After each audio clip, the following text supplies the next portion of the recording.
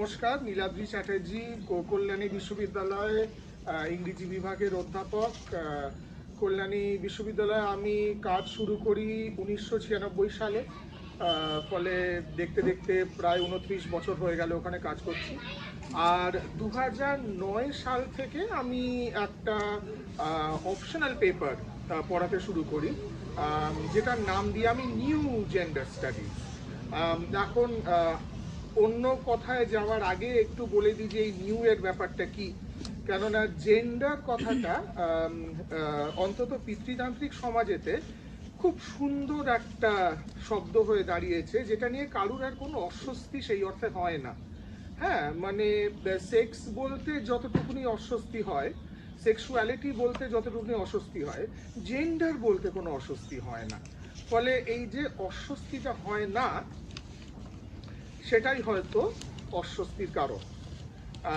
কেননা অস্বস্তি হয় না মানে পিতৃতন্ত্র মোটামুটি জেন্ডার সংক্রান্ত আলোচনাকে কি করে গুটিয়ে রাখতে হয়, কি করে সীমাবদ্ধ রাখতে হয়, সেটা পিতৃতন্ত্র শিখে গেছে।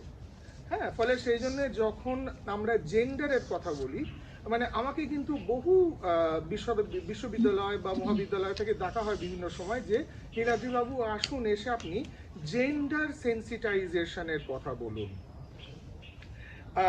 আর যখন আমি জেন্ডার সেন্সিটাইজেশনের কথা বলতে চাই, তখন আমি গিয়ে দেখি যে বেশিরভাগ লোকের মধ্যেই একটা ধারণা রয়েছে যে না, জেন্ডার তো আমরা জানি, মানে জেন্ডার মানে নারী। হয়তো প্রবলেমটা সেখানেই। জেন্ডার মানে যে শুধু নারী নয়, সেইটা কিন্তু একটা অদ্ভুত ব্যাপার। কেননা আমি যদি জেন্ডার স্টাডিজের কোনো কোর্স আমি যদি অফার করি, তখন ধরেই নেওয়া হয়, মানে ক্লাসে যেসব ছেলেরা থাকে তারা ধরেই নেয় যে না, জেন্ডার তো স্যার, জেন্ডার মানে তো মেয়ে। ফলে জেন্ডার মানে যে মেয়ে, তার মানে যে জিনিসটা দাঁড়াচ্ছে যে পুরুষ, তার মানে কিন্তু যাকে বলা হয় জেন্ডার ফ্রি হয়ে ঘুরে বেড়াতে পারছে। পুরুষের তার মানে কোনো জেন্ডার থাকছে না, পুরুষের কোনো সেক্স থাকছে না, পুরুষ হয়ে যাচ্ছে মানুষ। ফলে পুরুষ যেহেতু মানুষ হয়ে যাচ্ছে, নারী কিন্তু তার মানে যদি সেইভাবে আমরা বিচার করি, নারী কিন্তু তার মানে ঠিক মানুষ হচ্ছে না। পুরুষ হয়ে যাচ্ছে মানুষ, নারী হয়ে যাচ্ছে নারী, ঠিক মানুষ নয়। কিন্তু এইটা নিয়ে ফলে পিতৃতন্ত্রের কোনো অসুবিধে হচ্ছে না। কেননা বলছে যে হ্যাঁ নীলাদ্রিবাবু, আপনি তো জেন্ডার নিয়ে দারুণ কথা বলেন, আপনি জেন্ডার পড়াতে আসুন। তারপরেতে যখন আমি বলি যে আমি জেন্ডার নিয়ে পড়াবো, কিন্তু সেখানে শুধু নারীদের কথা বলবো না, আমি পুরুষদের কথাও বলবো, তখন একটা অস্বস্তির তৈরি হয়। কেননা পিতৃতন্ত্র এইভাবেই বাঁচে যে আমরা আমাদের যে যে যে যন্ত্রটা, যে মাইক্রোস্কোপটা দিয়ে আমরা দেখি, যে টেলিস্কোপটা দিয়ে দেখি, সেটা সবসময় যেন নারীর ওপরেতে ফোকাস করা থাকে। পুরুষ দেখবে, নারী দেখাবে। ফলে এই এই একটা যেন একটা ডায়নামিক যেন সবসময় চলে। ফলে হ্যাঁ, নারীদের সম্বন্ধে তো আমি ভীষণ ভীষণ আগ্রহী। নারী সংক্রান্ত গবেষণা হোক, সেসব নিয়ে আমরা প্রচণ্ড আগ্রহী। কিন্তু আমি যদি বলি যে ঠিক আছে, মানে জেন্ডার স্টাডিজ, সেখানে তো তাহলে ম্যাসকিউলিনিটি নিয়েও কথা হোক না, ম্যাসকিউলিনিটি নিয়ে কথা বলার কি আছে? তার মানে জেন্ডার নিয়ে যে আলোচনা হবে, তার মধ্যে ম্যাসকুলিনিটি কোনো রকম ভাবে আসবে না, শুধুই নারী আসবে। আর তারপরেতে যদি আমি একটু খুঁটে দেখি যে কি ধরনের নারীর কথা বলা হচ্ছে, সেখানেতে কিন্তু আবার সব নারীকে অবশ্যই তার মধ্যে গণ্য করা হচ্ছে না। ফলে আমি এটা মোটামুটি চ্যালেঞ্জ নিয়ে বলতে পারি যে বিভিন্ন মহাবিদ্যালয় বা বিশ্ববিদ্যালয় যেখানেতে জেন্ডার স্টাডিজ কোর্স পড়ানো হয়, সেখানেতে যদি জেন্ডার স্টাডিজের একটু সিলেবাসটা দেখা হয়, সেখানে কিন্তু একমাত্র এক ধরনের নারীরই কথাবার্তা বারবার ফুটে আসছে, যেটাকে আমরা ইংরেজিতে বলি সিস হেট নারী। তার মানে যে সে যখন জন্মেছে তখন তাকে কন্যা সন্তান হিসেবে ডাক্তারবাবু তাকে ঘোষণা করে দিয়েছে। সে কিন্তু নিজে কখনো বলেনি যে আমি কন্যা সন্তান হতে চাই, ডাক্তারবাবু বলে দিয়েছে যে তুমি কন্যা, অতএব সে কন্যা হিসেবে বড় হয়েছে। পরবর্তীকালে সে যখন বড় হয়েছে, তখন তার এই কন্যার যে যে পরিচয়টা, তা নিয়ে তার কোনো সমস্যা হয়নি। সে বড় হয়ে পুরুষ মানুষকে ভালোবেসেছে, ফলে সেই জন্যে শুধু সেই সব নারীদের নিয়েই কিন্তু এই সিলেবাসটা গঠিত হয়েছে। তার মানে এই সিলেবাসের থেকে কিন্তু সমকামী নারীবাদ, এই সিলেবাসের থেকে রূপান্তরকামী নারীবাদ, এই সিলেবাসের থেকে যারা সেক্স ওয়ার্কার, হ্যাঁ, তারা বাদ, ফলে অনেক রকমের নারীকে বাদ দিয়ে এক ধরনের ঠিকঠাক নারী তৈরি করা হচ্ছে এই জেন্ডার স্টাডিজ সিলেবাসেতে। ফলে বুঝতেই পারছেন যে যখন আমি পড়াতে শুরু করি জেন্ডার স্টাডিজ, এই ঠিকঠাক নারীর যে গল্পটা সেটা আমি ভাঙতে চেষ্টা করেছি। ফলে যখন আমি এই কোর্সটা অফার করেছি তখন আমি কিন্তু আর সেটাকে জেন্ডার স্টাডিজ বলিনি, আমি সেটাকে নিউ জেন্ডার স্টাডিজ বলেছি। কেননা আমি দেখেছি যে এই জেন্ডারের মধ্যে কিন্তু পুরুষ মানুষ, সেখানকে সিস হেড পুরুষ মানুষও থাকবে। সমকামী পুরুষ মানুষ, রূপান্তরকামী পুরুষ মানুষের কথা তো ছেড়েই দিচ্ছি, কিন্তু যে পুরুষ মানুষ মনে করে যে জেন্ডার স্টাডিজেতে তার থাকার কোনো প্রয়োজন নেই, কেননা সে তো অলরেডি মানুষ হয়ে গেছে, ফলে তার আর কিছু শেখবার বাকি নেই, তাদের জন্যে কিন্তু এই কোর্সটা আমি চালু করেছি। ফলে হতে আমার 2009 সাল থেকে যখন আমি এই কোর্সটা পড়াতে শুরু করি তখন দেখি যে ক্লাসের শেষে ঠিক যে কথাটা উনি বললেন, বহু যারা ছাত্রী তারা কিন্তু ভিড় করে আমার কাছে আসছে তাদের বিভিন্ন গল্প বলবার জন্য। জানেন স্যার আমার জীবনে এটা হয়েছে, জানেন স্যার আমার জীবনে সেটা হয়েছে। যারা পুরুষ, যারা ছাত্র, তারা কিন্তু আসছে না। তাদের মধ্যে কিন্তু একটা অস্বস্তি আমি তৈরি করতে পেরেছিলাম যে তারা ভাবছে না, অনেকে ভাবছে যে এই সব জেনে কি লাভ। সেটা নিয়ে ক্লাসে প্রশ্ন উঠেছিল যে এইসব জেনে আমি কি করব, কেননা এইসব জেনে তো আমি চাকরি পাবো না, এটা তো স্কিল নয়। বলে তার জায়গায় যদি আমি ম্যাথস কম, তার জায়গায় যদি আমি জার্নালিজম পড়তাম তাহলে একটা কিছু হতো, কিন্তু এই সব আলতু ফালতু জেনে আমার কি লাভ। ফলে পুরুষদের মধ্যে কিন্তু এক ধরনের অস্বস্তি তখন তৈরি হয়েছে। আশ্চর্যভাবে ছাত্রীদের মধ্যে অস্বস্তি তো নয়ই, বরঞ্চ তারা আরো বেশি উদ্বুদ্ধ হয়েছে। তারা কিন্তু ক্লাসের মধ্যে মাঝে মাঝে আমাকে, আমি যখন পড়াচ্ছি আমাকে থামিয়ে তখন বলতে শুরু করেছে যে 1 মিনিট আমার এখানেতে কিছু বলার আছে। ফলে তাদের ভেতর থেকে তারা এমনই একটা আবেগ তারা অনুভব করছে যে আমাকে আমার গল্পটা এই মুহূর্তে এক্ষুনি বলতে হবে। আর ক্লাসের পরে তো আমার সঙ্গে বহু স্টুডেন্ট ক্লাসের বাইরে বেরিয়ে এসে আমার ঘরেতে বসে আবার অনেকক্ষণ ধরে আলোচনা চলতো। এটা 2009-এর কথা, কিন্তু আশ্চর্যভাবে আমি যেটা দেখছি, যেটা আমি দেখে খুব আতঙ্কিত হচ্ছি, যে আমি ভেবেছিলাম যে এক সময় হয়তো আমাকে এই কোর্সটা পড়ানোর আর দরকার হবে না, কেননা সবাই মোটামুটি যৌনতা, লিঙ্গ বৈষম্য এসব জিনিস মানুষ বুঝে যাবে, আমার আর বলার দরকার হবে না।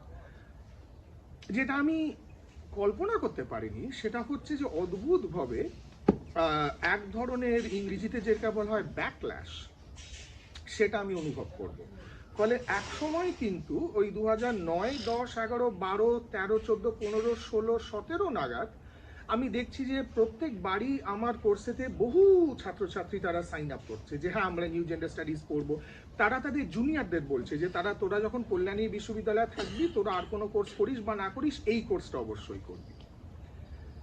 সেটা কিন্তু অদ্ভুতভাবে কোভিডের পর থেকে দেখলাম সেটা কমতে শুরু করলো। ফলে 17 ফেব্রুয়ারিতে আবার সময় এসছে, তারা সাইন আপ করবে নিউ জেন্ডার স্টাডিজ কোর্সটা পড়বার জন্যে। আমি বলে রাখি যে আপাতত ক্লাসেতে 54 জন ছাত্রছাত্রী রয়েছে, 54 জন। আমি দেখব তাদের মধ্যে কতজন এই কোর্সটা নেয়। আগের বার যখন হয়েছে এরকম 54-55 জনের একটা ক্লাসেতে প্রায় 50 জন লোক এই কোর্সটা নিয়েছে, সেটা কিন্তু ক্রমশ কমতে শুরু করেছে। আর আমি যেটা দেখছি যে কোথাও বোধহয় নতুন প্রজন্মের মধ্যে, আমার বলতে এটা খুব আশ্চর্য লাগছে, এক ধরনের রক্ষণশীলতা চলে এসছে, যেটা কিন্তু আমি দেখে খুব খুব ব্যথিত। মানে এটা আমি কখনো চিন্তাও করতে পারিনি যে আমার মনে হয় একটা বুড়ো মতন লোক, সে বলবে যে আজকে যার 20-21-22 বছর বয়স, সে বলছে যে না, আমার মা বাবাই আমার জন্য যে পাত্র বা পাত্রী দেখে দেবেন আমি তাকেই বিয়ে করব। মানে অ্যারেঞ্জড ম্যারেজের প্রতি একটা সাংঘাতিক আগ্রহ, এটা 20-21-22 বছরের ছেলে মেয়েদের মধ্যে দেখে আমি খুব আশ্চর্য। আমি ভেবেছিলাম যে এই এই এই যুদ্ধটা বোধহয় আমরা জয় করে ফেলেছি, কিন্তু অ্যাপারেন্টলি করিনি। এই যুদ্ধটা আবার করে করতে হবে। ফলে আমি ক্লাসে যখন পড়াই তখন অন্যান্য দিক নিয়েও আমি আলোচনা করি, কিন্তু মূল যে দিকটা নিয়ে আলোচনা করি সেই জন্য ওখানে এস আর জি আর ডি লিখে দিয়েছি। কেননা আমি দেখাচ্ছি, এবার এটাকে আমি তুলে ধরবো। এটা এটা আমি লিখেছি কেননা এইবারেতে বোধহয় আমাদের একটু বোঝবার দরকার হয়েছে যে এস জি ডি ব্যাপারটা কি। পিতৃতন্ত্র কি বলে? পিতৃতন্ত্র এটাই বলে যে আমি জন্মাচ্ছি পুত্র সন্তান হয়ে, অতএব সেক্স, আমি বড় হয়ে হচ্ছি পুরুষ, অতএব জেন্ডার, ভালোবাসছি নারীকে, অতএব ডিজায়ার। ফলে পিতৃতন্ত্র আমাদের এই গল্পটা, এই পুরাণটা আমাদের কিন্তু পড়ায় যে আগে তুমি জন্মাচ্ছ পুত্র সন্তান হয়ে, বাড়ছো তুমি পুরুষ হয়ে, ভালোবাসছো নারীকে। তার মানে সেক্স আগে, জেন্ডার তারপরে তৈরি হচ্ছে, তারপরে ডিজায়ার আসছে। এই যে একটা 1, 2, 3 গল্প, এই ন্যারেটিভটা কিন্তু সারাক্ষণ আমাদের বিভিন্নভাবে বুঝিয়ে দেওয়া হয়। আর এইভাবে কিন্তু আমরা যদি নারীবাদের ঢেউ গুলো দেখতে শুরু করি, প্রথম যে ঢেউটা নারীবাদের, যেটা মোটামুটি 19 শতাব্দীর শেষের দিকে যেটা শুরু হচ্ছে, যখন নারীরা প্রথম সোচ্চার হচ্ছে যে আমাদের ভোট চাই, হ্যাঁ, তারপরেতে আমাদের শিক্ষার যে জায়গাটা সেটা আমাদের জন্য আরো সুনিশ্চিত করতে হবে। এই ভোটের যে দাবি বা শিক্ষার যে দাবি, ওটা মোটামুটি আমরা প্রথম ঢেউ, নারীবাদের প্রথম ঢেউয়ের কথাটা সেখানেতে বলি। ফলে আমি যখন এই নারীবাদের ঢেউগুলো যখন বোঝাতে যাই, তখন আমি বলি যে এই প্রথম ঢেউটা এই জায়গা থেকে আসছে যে আমাদের মধ্যে একটা ধারণা ছিল যে অন্দরমহল নারীর, বাহির মহল পুরুষের, এইরকম একটা ধারণার মধ্যে ছিল। ফলে নারী বললে যে অন্দরমহল তো আমাদের রয়েইছে, কিন্তু আমাদের বাহির মহলে তো আমাদের থাকার দরকার। ফলে সেই জন্য বাহির মহলে থাকবো কি করে, না আমাদের ভোট চাই, আমাদের শিক্ষা চাই। এটা হয়ে গেল প্রথম ঢেউয়ের গল্প। দ্বিতীয় ঢেউয়ের গল্প যেটা হচ্ছে 1949 দিকে শুরু করছে, তারপরেতে আবার 50 দিকে রাগ বাড়তে বাড়তে বাড়তে বাড়তে রাগটা ঘনীভূত হয়ে 50 দশকে কেন রাগ বাড়ছে সেটাও নিয়ে আমি বলবো, কিন্তু 50 দিকে রাগ বাড়তে বাড়তে ঘনীভূত হয়ে ওই 60 দশকে এসে কিন্তু একেবারেতেই ফুলে ফেপে নারীবাদের দ্বিতীয় ঢেউটা হচ্ছে। নারীবাদের দ্বিতীয় ঢেউটার বক্তব্য এটাই যে আমরা একটা জায়গায় ভুল করেছিলাম। আমরা ভেবেছিলাম যে অন্দরমহলটা নারীর আর বাহার মহলটা পুরুষের। বুঝলাম অন্দরমহলটাও পুরুষের। আমার আদপে কিন্তু কোনো জায়গা নেই। ফলে তখন আর অন্দরমহল বলতে কি, না রিপ্রোডাক্টিভ রাইটস, আমার যৌনতার ওপরে, আমার প্রজননের ক্ষমতার ওপরেতে দয়া করে আমার কিছু বলার থাক। আমার শরীরটার ওপরেতে আমারও কর্তৃত্ব থাকার প্রয়োজন। আমার শরীরের ওপরে কর্তৃত্ব আমার স্বামীর যেন না থাকে। ফলে সেখানেতে কন্ট্রাসেপশন নিয়ে আলোচনা শুরু হলো, সেখানেতে অ্যাবর্শন নিয়ে আলোচনা শুরু হলো। দুঃখের বিষয় এটাই যে মার্কিন যুক্তরাষ্ট্রেতে এখন অ্যাবর্শন আবার ব্যান্ড। আশ্চর্য ব্যাপার, হ্যাঁ। ফলে 21st সেঞ্চুরিতে এসে যে অ্যাবর্শন ব্যান করা হবে, এটা একটা মানে অকল্পনীয়। কিন্তু আমরা তো আমেরিকাকে তো আমরা মোটামুটি মনে করি যে একটা সাংঘাতিক একটা উদার রাষ্ট্র, কিন্তু আমার মনে হয় না যে আমেরিকার ঔদার্য এখন খুব একটা চোখে পড়ছে কারুর, হ্যাঁ। ফলে ব্যাপারটা হচ্ছে যে দ্বিতীয় ঢেউতে কিন্তু আমরা নারী বুঝলো যে অন্দরমহলটাও পুরুষেরই দখলে রয়েছে, অতএব সেখানেতেও কিছু বদলের দরকার। বাহার মহল তো বদল হলো, অন্দরমহলটাও বদলের দরকার। এই অন্দরমহলের বদলের যখন আলোচনা হচ্ছে, তখন এক ধরনের প্রশ্ন, বহু ধরনের প্রশ্ন আস্তে আস্তে উঠতে শুরু করলো। এই প্রশ্নগুলো কিন্তু উঠছে সেই সব নারীদের তরফ থেকে যারা শ্বেতাঙ্গী নয়, তার মানে কৃষ্ণাঙ্গী যারা নারী, তাদের তরফ থেকে উঠছে, কেননা তারা তখন বুঝতে শুরু করলো যে না, আপনারা যে নারীবাদের কথা বলছেন সেটা কিন্তু আদপে যেটা দাঁড়াচ্ছে সেটা হচ্ছে শ্বেতাঙ্গী আর মধ্যবিত্ত নারীর গল্প। এখানেতেও কিন্তু বোধহয় সব নারীর কথা উঠে আসছে না। অতএব আপনাদের নারীবাদকে আরেকটু উদার করুন, আমাদের তো জায়গা নেই। এবারে নারীবাদকে আরো উদার করতে একটা চাপ আসতে শুরু করলো। আচ্ছা ঠিক আছে, কৃষ্ণাঙ্গী নারী তারা বলল যে না, আমাদের এবারে এই নারীবাদের জায়গাতে আমাদেরও একটা স্থান হওয়া দরকার। আরো এক দল নারী উঠে এলো, তারা বলল যে কিন্তু আপনারা যেসব ধরনের মুক্তির কথা বলছেন, বিপ্লবের কথা বলছেন, সেগুলো সবই তো পুরুষ কেন্দ্রিক। কিন্তু আমরা যারা আমাদের যৌনতা পুরুষদের সঙ্গে না, আমরা অন্যান্য নারীর সঙ্গে যৌন সম্পর্ক করতে পছন্দ করি, তাহলে আমরা কোথায়? আর এই প্রশ্নগুলো যখন জাগছে তখন আবার আরেকটা ঘটনা ঘটছে, সেটা হচ্ছে একেবারেই, সেটা ওই 50-এর দশকে এটা ঘটতে শুরু করেছে, কিন্তু ওই ঘনীভূত হতে হতে 1969 সালে একটা ঘটনা ঘটছে। এটা হচ্ছে নিউ ইয়র্ক শহরেতে স্টোনওয়াল ইন বলে একটা পানশালা। সেখানেতে বিভিন্ন ধরনের লোকজন সেখানেতে, ওটা একটা নাইট ক্লাব গোছের মতন আছে। সেখানেতে ওই যারা গে তারা যায়, যারা লেসবিয়ান তারা যায়, যারা ট্রান্স উইমেন তারা যায়, যারা ট্রান্স মেন তারা যায়। তবে যে জিনিসটা আমাদের মনে রাখতে হবে সেটা হচ্ছে যে এই যে যারা যায় এই স্টোনওয়াল ইনে, তারা কিন্তু সবাই নিম্ন মধ্যবিত্ত লোক। এইটা আমার মনে হয় মনে রাখাটা খুব দরকার, কেননা যারা উচ্চ মধ্যবিত্ত বা যারা মধ্যবিত্ত তাদের তো নিজেদের অ্যাপার্টমেন্ট আছে, তারা অন্যান্য গে বা লেসবিয়ান বা ট্রান্সদের সঙ্গে তাদের তো মেলার একটা প্রাইভেট স্পেস রয়েছে। কিন্তু যারা নিম্ন মধ্যবিত্ত তারা কোথায় তাদের নিজেদের মতন লোক পাবে? তাদের তো অ্যাপার্টমেন্ট নেই, তারা তো একটা ঘরে 5 জন থাকে। স্টোনওয়াল ইন ছিল তাদের একটা, যেটাকে বলা হয় ইংরেজিতে ওয়েসিস, একটা শ্বাস নেবার জায়গা। মজা হচ্ছে এটাই যে এই স্টোনওয়াল ইনের ব্যাপার কিন্তু নিউ ইয়র্কের পুলিশ যথেষ্ট ভালো করে জানতো। যখনই মানে যেখানেতে ইলিগাল কোনো কাজ হয় সেই কাজগুলো কিন্তু পুলিশের কাজ, কিন্তু সেগুলো বন্ধ করা নয়। ইলিগাল কাজগুলো বন্ধ করার কাজ পুলিশের নয়, পুলিশের কাজ হচ্ছে সেই ইলিগাল কাজের থেকে নিজেরা কতটা টাকা করতে পারে সেটা দেখা। ফলে পুলিশের কাজ কিন্তু এটাই নয় যে না, যেখানে অন্যায় অবিচার সেখানে আমি ঝাঁপিয়ে পড়বো, মোটেই নয়। অন্যায় অবিচার যেমন হচ্ছে হোক, তাতে আমার কোনো অসুবিধা নেই। অন্যায় অবিচারটা আমার পকেটটা কিভাবে ঠিকঠাক করছে আমার মনে হয় সেটুকুনি দেখা দরকার। একদম ঠিকঠাক, এই জায়গাটা আমরা বুঝতে পারলাম পুলিশের দায়িত্ব হচ্ছে এটাই, অন্যায় অবিচারটাকে প্রশ্রয় দেওয়া।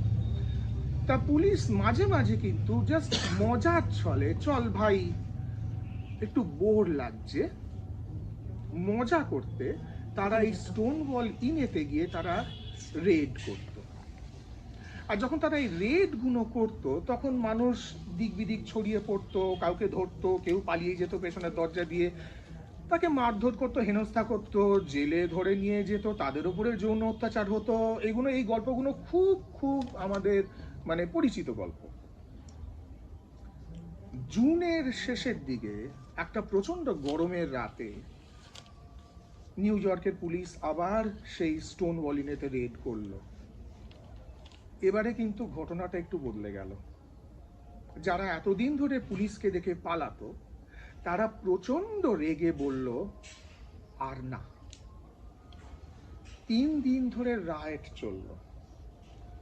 যারা এতদিন পালাচ্ছিল তারা সবাই, মানে আপনারা চিন্তা করে দেখুন যে 6 ফুট লোক বল গাউন পরা, সে পুলিশকে ঘুষি মারছে। এই সব দৃশ্য হতে শুরু করলো। নিউ ইয়র্কের লোকজন আশ্চর্য হয়ে গেল। তারা বলল যে নিউ ইয়র্কের ভদ্র উচ্চ মধ্যবিত্ত লোকজন, তারা বলল এরা কে, এরা কোথা থেকে উঠে এসছে, এরা কি আমাদেরই শহরের বাসিন্দা? ফলে নতুন ভাবে নিউ ইয়র্কের যারা শহরে যারা থাকে তারা নতুন করে কিন্তু এই সব লোকেদের চিনতে শুরু করলো, যাদের কথা ওরা জীবনে কখনো জানতো না, ভাবেও নি এরা কারা। এই যে স্টোনওয়াল রাইট যেটা হলো 1969-এ, তারপরে কিন্তু এক ধরনের একটা চেতনা সবাইকার মধ্যে জাগলো যে আমাদের বোধহয় সংগঠিত হতে হবে। ফলে যারা গে, যারা লেসবিয়ান, যারা ট্রান্স, তারা সবাই বলল যে এই যুদ্ধটা আমাদের সবাইকার যুদ্ধ, এটা একা লড়লে হবে না, আমাদের সংগঠিতভাবে লড়তে হবে। কেননা তার আগে 50-এর দশকে গে মেন যারা ছিল তারা তাদের নিজেদের মতন একটা ছোট্ট সোসাইটি তৈরি করেছিল, সেখানে তো আবার লেসবিয়ানরা অ্যালাউড ছিল না। তার মানে আমরা যদি ভাবি যে যারা গে তারা দারুণভাবে ফেমিনিস্ট আর তারা প্রচন্ডভাবে উদার, হ্যাঁ, হয়তো সবসময় সেটা ঠিক নয়। কেননা যারা গে তারা বলল যে হ্যাঁ হ্যাঁ আমাদের অন্য পুরুষের সঙ্গ পছন্দ, তা ঠিক আছে, যারা আমাদের মতন তাদের নিয়েই আমরা একটা অর্গানাইজেশন করি, যারা আমাদের মতন, তার মানে যারা আমাদের মতন নয়, অতএব নারী, even though they are lesbians, তারা তাদের আমাদের সংগঠনে টানার কোনো দরকার নেই। যারা সমকামী নারী তারা কি করবে, তারা তখন আর একটা অর্গানাইজেশন খুললো, ডটার্স অফ বিলিটিস বলে। ফলে একদিকে হয়ে গেল ম্যাটাশিন সোসাইটি, গে পুরুষদের সংস্থা, আর একদিকে হয়ে গেল ডটার্স অফ বিলিটিস, লেসবিয়ানদের সংস্থা। 50-এর দশকে এই সংস্থাগুলো রীতিমতন ফুলে ফেপে উঠেছিল। এই 1969 সালে তারা ডিসাইড করলো যে এটা খুব ভুল হচ্ছে, কেননা আমাদের যে কমন এনিমি সেটা কিন্তু নারী নয় বা পুরুষ নয়, পিতৃতন্ত্র। আর এর পরে যেটা হলো যে যারা সিস হেট ফেমিনিস্ট তারাও কিন্তু বলল যে না, আমরাও আছি আপনাদের সঙ্গে, এটা আমাদেরও যুদ্ধ। ফলে এক ধরনের অদ্ভুত, মানে যেটাকে এখন আমরা ইন্টারসেকশনাল বলতে শুরু করেছি, তখন আমরা ইন্টারসেকশনাল টার্মটা জানতাম না, এক ধরনের একটা গোষ্ঠী তৈরি হলো যেখানেতে কিন্তু যারা সিসেট ফেমিনিস্ট, কিছু সিসেট পুরুষ মানুষ, গে, লেসবিয়ান, ট্রান্স সবাই কিন্তু একত্রিত হয়ে গেল, ওয়ার্কিং ক্লাস তারাও এর মধ্যে জুড়ে গেল। ফলে হতো কি, তারা তখন এই জেন্ডারটা নিয়ে প্রশ্ন করতে শুরু করলো যে আমরা যে ধরে নিই যে একজন নারী সে নারী হিসেবেই জন্মাচ্ছে, হয়তো সেটা নয়।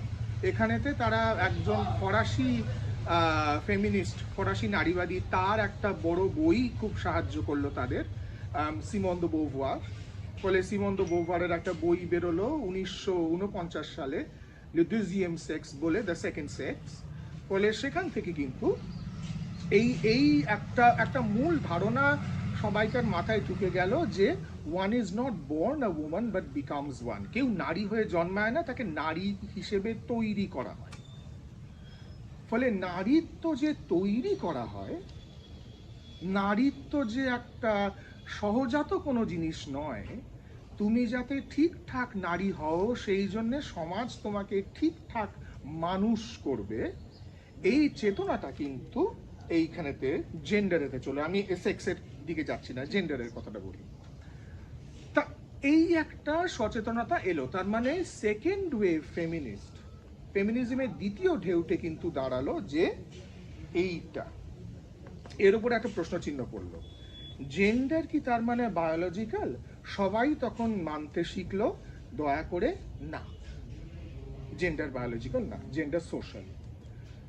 জেন্ডার যদি সোশ্যাল হয়, তারপরেতে ডিজায়ারের কথা সঙ্গে সঙ্গে চলে এলো। তার মানে জেন্ডার যদি আর্টিফিশিয়ালি তৈরি করা হয়, সেই জেন্ডারটা আর্টিফিশিয়ালি তৈরি করা হচ্ছে কিসের জন্যে? দুটো জেন্ডার তৈরি করতে পিতৃতন্ত্র এত উৎসাহী কেন? কেননা যাতে বিয়ে নামক একটা পরিকাঠামো, সেটা যাতে ঠিকঠাক চলে। সবাইকে বিয়ে তো করতে হবে, ফলে বিয়ে না করলে তো জীবনে বাঁচার কোনো মানেই নেই। কেননা আমরা তো জন্মেইছি বিয়ে করবার জন্য, তাই না? মানে লেখাপড়া যদি নাও বা করি তাতে কোনো অসুবিধে নেই, কিন্তু বিয়েটা যেন করি।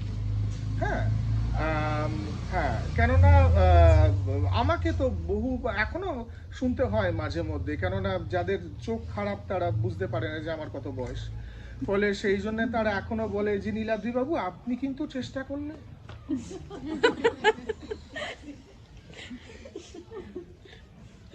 ঠিক আছে, চেষ্টা আপনারা করুন না, আমার হয়ে আমি তো চেষ্টা করলাম, কাউকে তো পেলাম না, আপনারা একটু চেষ্টা করে দেখুন। হ্যাঁ, ফলে আর তাছাড়া পুরুষ মানুষের তো বয়স বলে কিছু নেই।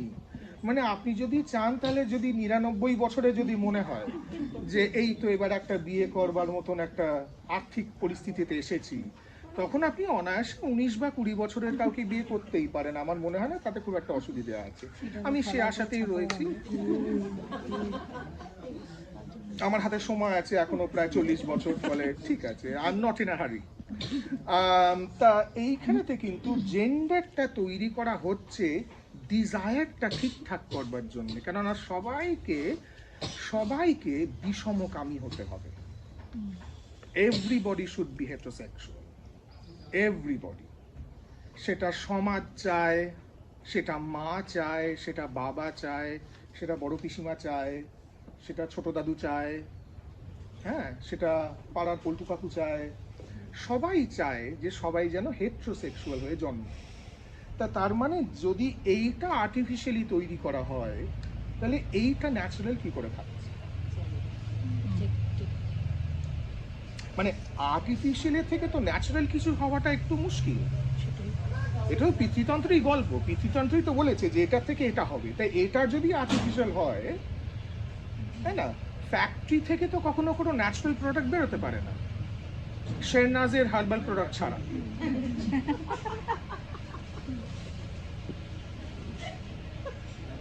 সেগুলো ন্যাচারাল, কেননা আমি খোঁজ নিয়ে দেখেছি যে শেরনাজ হুসেন যেটা করেন সেটা হচ্ছে উনি কিছু খালি বোতল টোতল সেগুলো উনি বনে রেখে দিয়ে আসেন, তারপরে গাছটাদের বলেন আয় তোরা আমার বোতলগুলোতে ঢোক, তখন সেই গাছরা তারা শেরনাজের বোতলের ভেতর ঢুকে পড়ে। না হাসার কিছু নেই, আমি দেখেছি এটা হয়।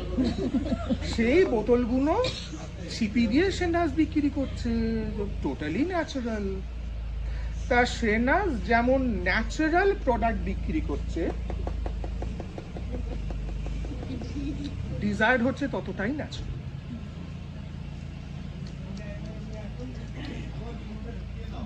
আর্টিফিশিয়াল, এটাও আর্টিফিশিয়াল। এই রইল গল্প দ্বিতীয় ঢেউ অবধি। তারপরে অনেক দিন এই গল্প শুরু করলো, এটা নিয়ে কিন্তু কোনো রকমের কোনো আলোচনা হচ্ছে না, এত দূর আলোচনা এগিয়েছে।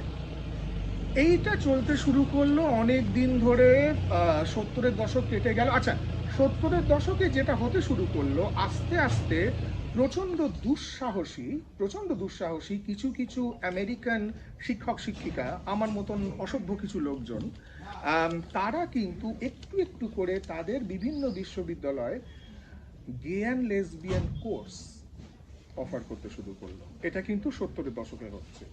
কিছু লোক মানে আমরা বুঝতে পারছি যে মানে কতটা সাহসী 70-এর দশকে দাঁড়িয়ে তারা এই ধরনের কোর্স অফার করতে শুরু করছে। ভারতে কিন্তু তখন এই সংক্রান্ত কোনো কাজ হচ্ছে না, যদি না আমরা একজন মহিলার কথা ভাবি, তাকে আমরা জেন্ডার স্টাডিজের সঙ্গে আমরা তার কথা নামই নিই না, তার নাম আমরা জানি অঙ্ক সংক্রান্ত।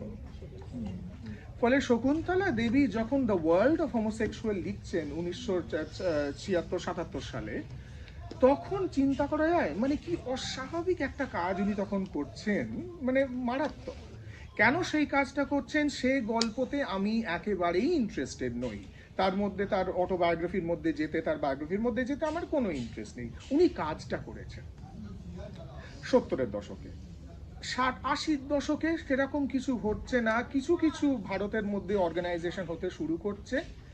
এবারে চলে আসি 1990 সালে।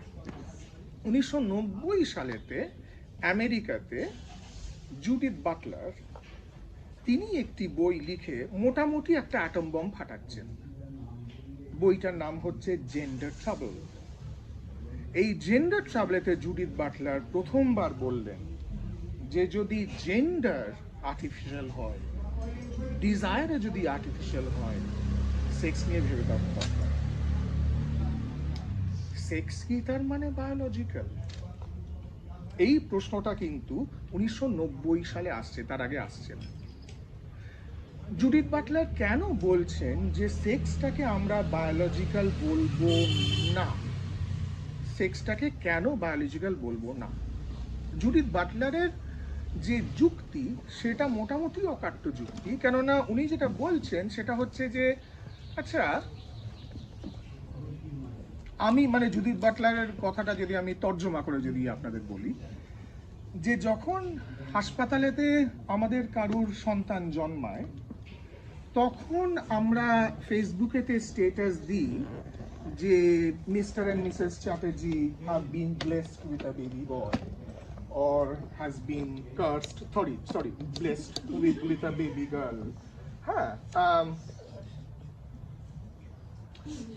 লক্ষ্মী এলো ঘরে। হ্যাঁ, মা বাবার মুখটা হয়তো একটু ম্লানি হলো, কিন্তু তবুও লক্ষ্মী এলো ঘরে। যেটা আমরা বলি না সেটা হচ্ছে যে আমরা পুরো সেন্টেন্সটা বলি না। এই যে বলি Mr and Mrs Chatterjee have been blessed with a baby boy or a baby girl, ওটা কিন্তু পুরো সেন্টেন্স নয়। ওটা পুরো সেন্টেন্স নয়।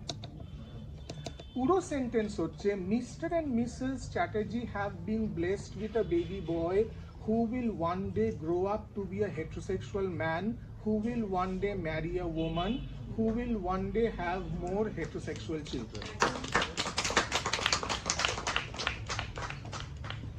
কেননা নাতি স্বর্গে দেবে পা।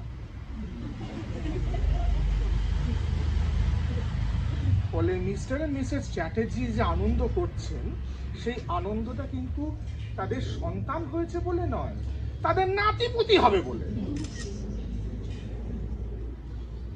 আর সেখানেতে কিন্তু অনেকেই বলা যায়, অনেকেই বলে, তারা ভীষণ গদগদ হয়ে বলে যে আমি আমার নাতিকে ভীষণ ভালোবাসি, কেননা আসলের থেকে সুই বেশি প্রিয়।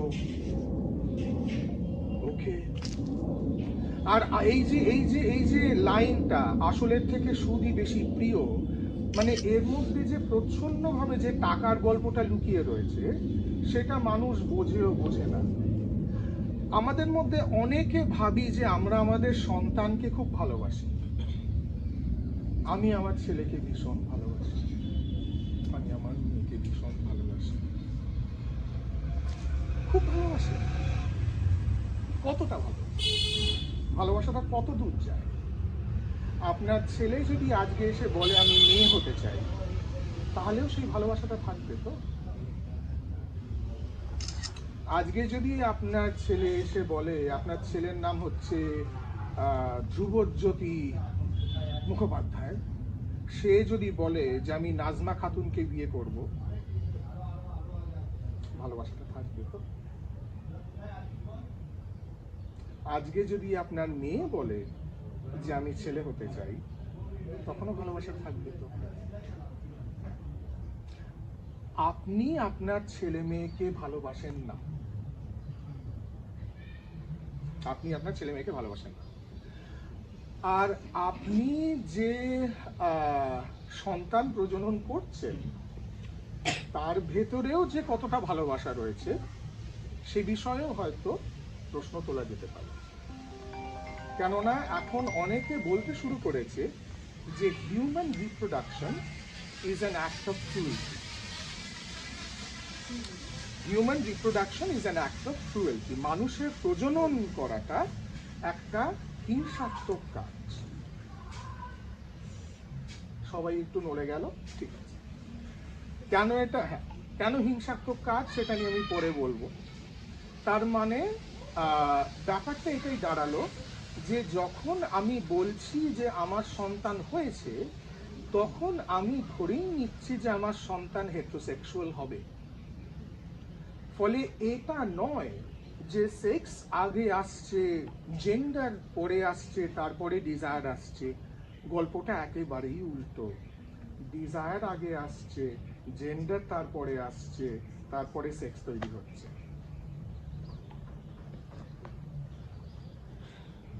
উল্টো পুরাণ। তার মানে যেটা দাঁড়ালো সেটা হচ্ছে যে আমরা আগে চাই যাতে হেটারোসেক্সুয়ালিটিটা ঠিকঠাক চলুক, সেই জন্যে আমাদের সন্তান উৎপাদন। ডিজায়ারটা একই আছে। রইল বাকি সেক্সের কথা। সেক্স বায়োলজিক্যাল নয় সেটা আমি কেন বলছি? সেক্স বায়োলজিক্যাল এই জন্যে নয় যে আমরা যখন আমাদের যৌনাঙ্গের কথা ভাবি, তখন কিন্তু আমরা যৌনাঙ্গের কথা এই ভেবে ভাবি না যে সেখান থেকে আমরা এক্সক্রিটরি ফাংশন ঠিকঠাক করতে পারছি কি। হ্যাঁ, আমরা মলমূত্র ত্যাগ ঠিকঠাক মতন করতে পারছি কিনা, সেটা কিন্তু আমাদের মূল লক্ষ্য থাকে না। মূল লক্ষ্য এটাই থাকে যে এই যৌনাঙ্গের দ্বারা প্রজনন সম্ভব হবে কি। তার মানে এক্সক্রিশনটা আমাদের জন্য খুব বড় ফ্যাক্টর নয়, প্রোক্রিয়েশন আমাদের জন্য অনেক বেশি বড় ফ্যাক্টর।